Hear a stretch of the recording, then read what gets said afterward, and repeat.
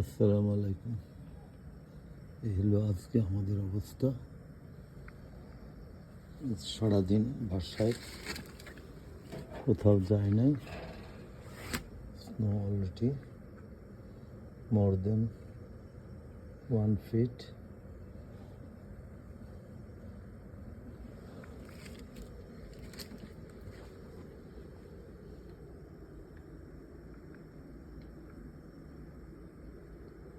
বাগানের ভিতরে, রাস্তাতে আবার একটু কম আছে। জায়গাগুলো পরিষ্কার করা হয়েছে। ওয়েদার খুবই খারাপ ছিল এবং এখনও স্নো পড়তেছে হালকা।